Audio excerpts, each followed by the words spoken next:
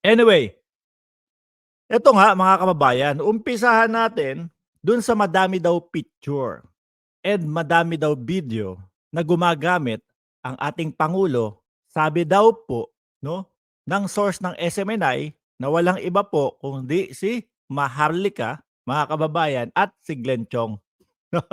Ay, Barbie!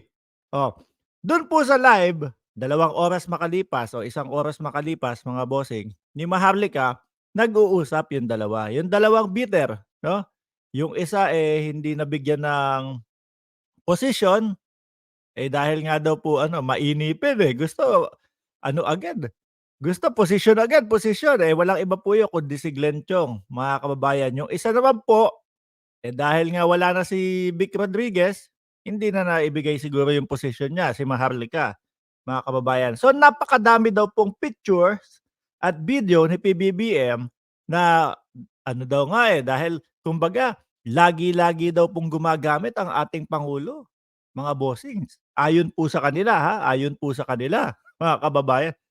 Yun pala, So, siguro eto po, nag-ugat po ito na nasabi nila na madaming pictures at madami pong, video, mga kababayan. Nag-ugat po ito dahil siguro sabi ni Jonathan Morales, mga bossing, yung napakadaming kaso, may 5 pictures 'no, si Pangulong BBM. At yun daw po, mga kababayan, nasa pangangalaga ng PIDEA. Which is ang sinabi naman po 'no, ng PIDEA, mga kababayan, yung papeles nga na pinadala o yung pinapakita ni Maharlika wala ngang katotohanan, pinabulaanan na po ng PIDEA 'yan, mga bossing, 'no? Tapos siyempre ang iisipin nitong mga 'to, ang iisipin nitong, mga 'to, mga kababayan, na, baka itapon na ng PIDEA yung mga litratong nandiyan. Baka itapon na ng PIDEA o sunugin na yung mga litrato na hinahawakan nila para wala ng ebidensya kay PBBM, mga bossing. Alam niyo po, hindi po maaari 'yun, mga boss. So ang ginagawa nila, eh, magbibigay sila ng magbibigay sila ng issue, mga bossing 'no, sa ating pangulo, tapos sila na din po ang mismong ano, kumbaga magbibigay ng konklusyon sa tao kung ano yung mangyayari. Dahil po wala naman po talaga silang maipapakita. Kagaya na lang po niyan, mga boss, yang sinasabi niyang eto ng dalawang source 'no, ng SMNI na si Maharlika at si Glenn Chong. Madaming pictures, di sana ni isa man lang may lumabas na. Bakit po hanggang ngayon wala pa din? Yung sinasabi nilang video, wala pa din po, mga kababayan. Yung sinasabi nilang pictures, ni isang picture wala. Siguro talagang ginagawa pa. Talagang ine-edit pa.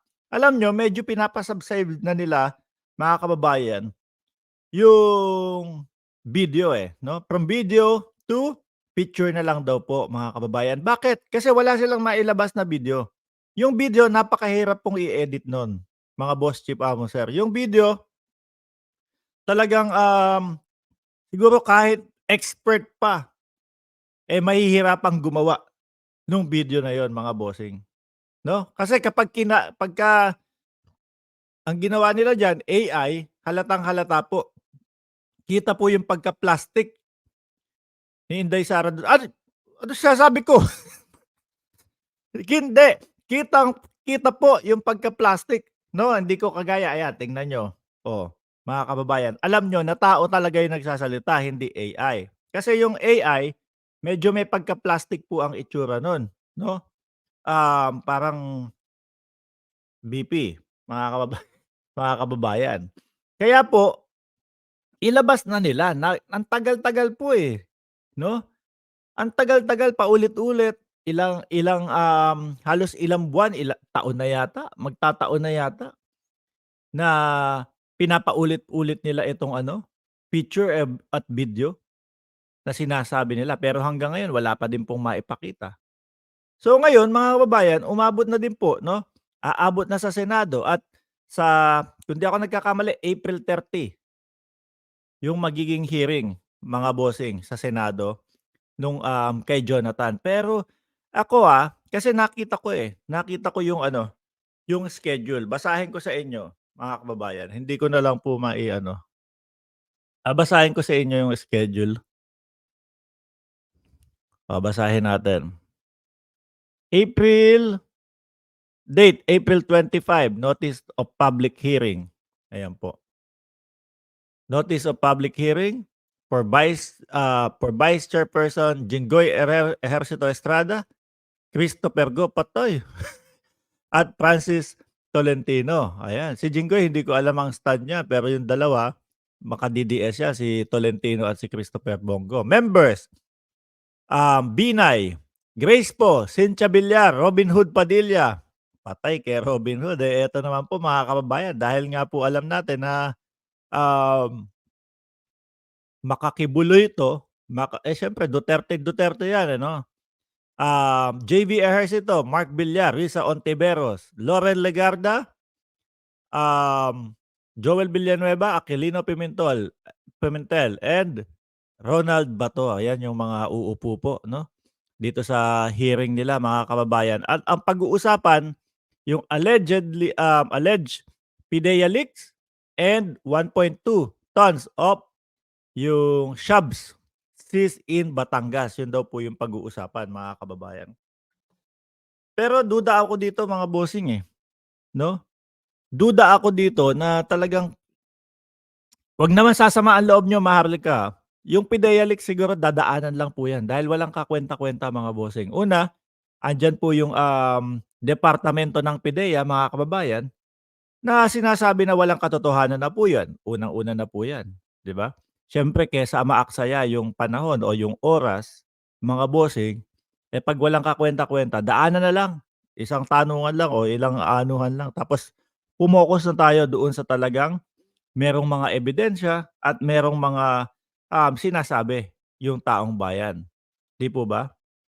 So ngayon, mga kababayan, ang tanong natin dito kung sakali, 'no, maging patas kaya itong mga a-attend sa hearing, yung mga katanungan nila, 'no, o sana maging patas kasi nagtitiwala tayo sa kanila.